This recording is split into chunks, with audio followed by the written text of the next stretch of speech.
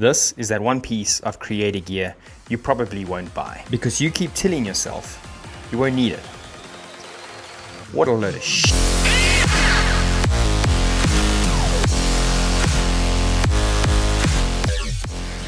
This is the all-new OC Megamon 15. And yes, you probably haven't bought something like this at all. In fact, you're probably watching this trying to convince yourself that you need one of these. Well, the truth is, everyone knows that having a bigger camera on set kind of gets you more paid jobs. It's like this imaginary thing that if you kit your camera gear out, clients will pay you more because bigger gear means bigger jobs. And to a point, that is actually true.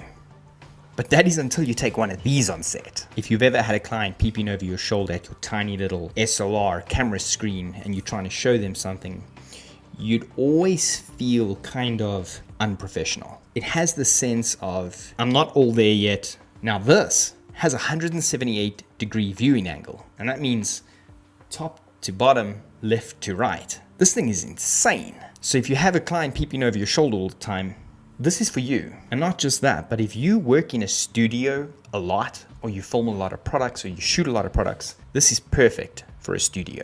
Honestly, I've used this now a couple of times, and on set, I cannot get over how excited I get to play back my footage no longer on my camera screen. And I have a cool 7-inch monitor on my camera, but to watch it back on this with the client, when you're just reviewing clips, unbelievable. It literally gets everyone on set so excited to see the content that hype on set just makes you produce more cool content. And if it can do that, it's worth its price. So why the OC Megamon? Now I did say that this is the all new Megamon 15.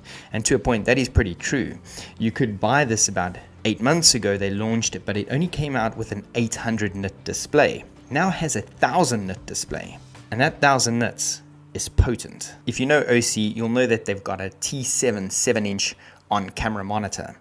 And that thing at 3000 nits beats the sun, hands down. So when I found out this was only 1000 nits, but it's on a 15-inch display, I was super excited to put this outside. And what better way to test it against something that you and I can probably relate.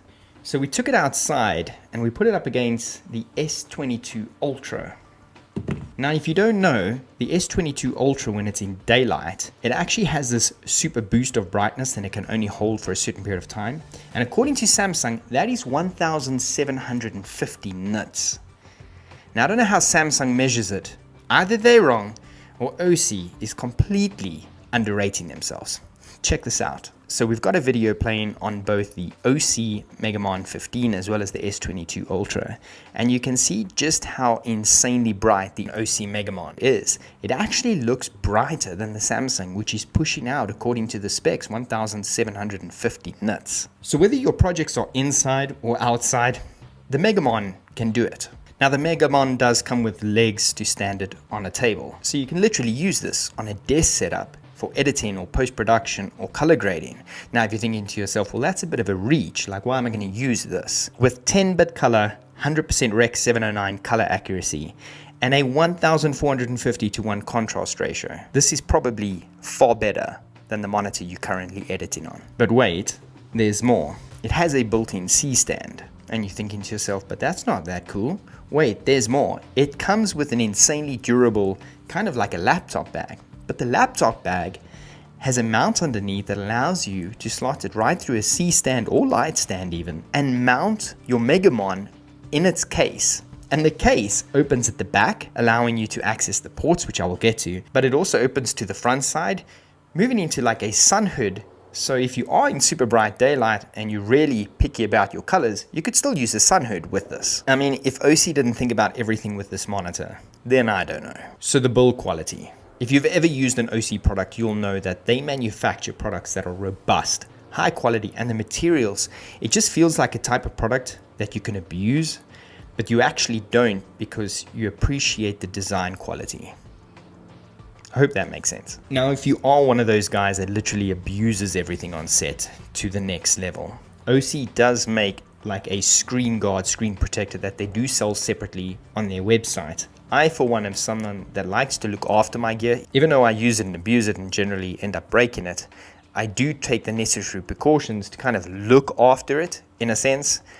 So I'm probably not going to put a screen protector on this. The buttons, the ports, and the tools. At the end of the day, this is pretty much what makes a field monitor or director's monitor that you'd want to use. For $899, this seriously has everything you could possibly want. It has an array of epic video tools, from a USB port in the front to load LUTs or updates, false color, histogram, vector scopes, waveforms, audio tools. I'm not even going to go through the entire menu system on this, because if you're at this point looking at getting one of these, you pretty much know what to expect from something like this, and OC's got you covered. Something that I have always noticed about OC's screens, and I've used a lot of different brands of screens, OC's has always been very simple for me. I do understand the need that some people might want to have an epic amount of tools and complications, but for me, when I film, I like to get the job done. I like to make it easier for me on set, and I like to make it easier to navigate the gear that I use. And OC offers that. Okay, so let me get to the physical side of this. You've got a handle on the top, so if you do want to pick it up and carry it and not use it within the bag and use it something like this or on a desk, you can. It's got 2 SDI ins, 2 SDI out,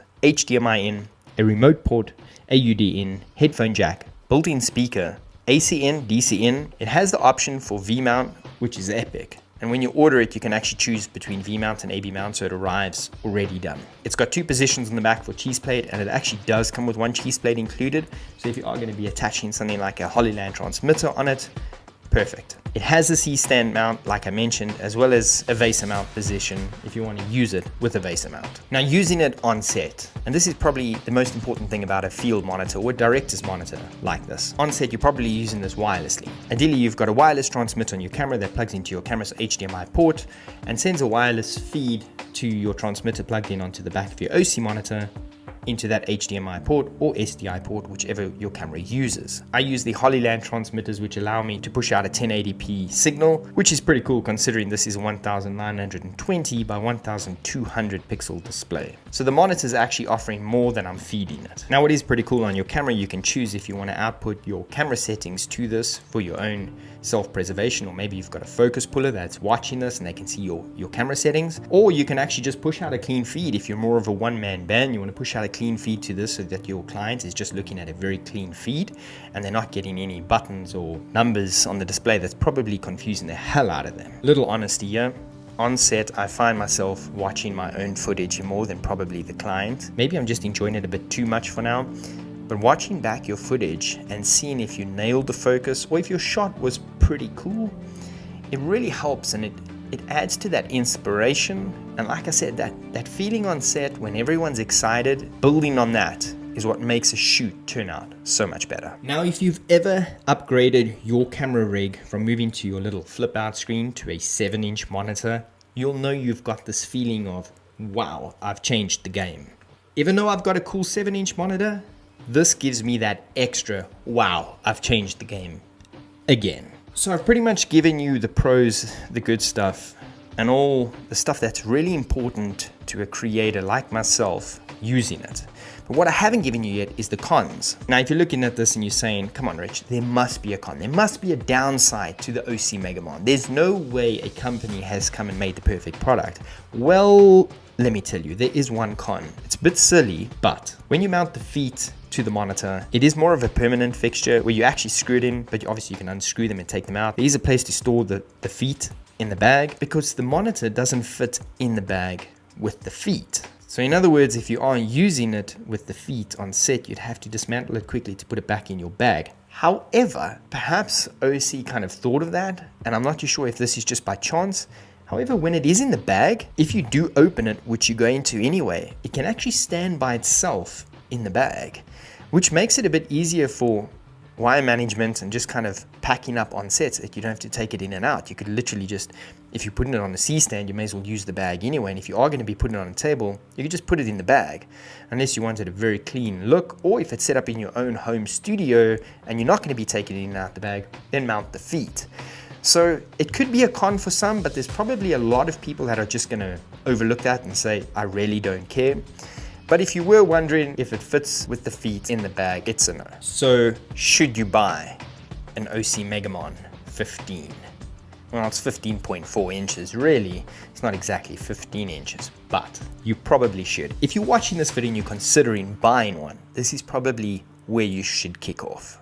OC does make like a 21 inch or 21.5 inch, and although that is great, and it is a 1500 nit, so it's even brighter than this, which is a bit crazy and overkill. I don't know if it would be used as often for smaller creators on set. Larger monitor, larger bag, more gear, heavier gear. If you're a creator and you're kind of my size and this is kind of what you do, this is probably the one to go for. Now, I recently posted a video on my Instagram about the Hollyland Solidcom C1, that if you've ever used them, you'd never be able to do another job without them.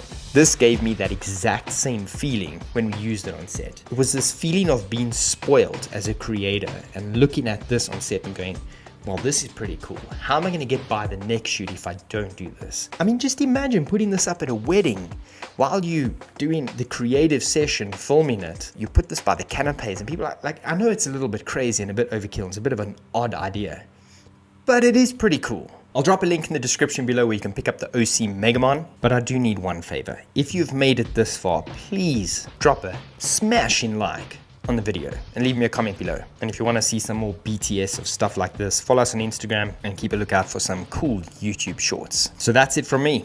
Wherever you are in the world, have a good day, good evening, good night. Goodbye.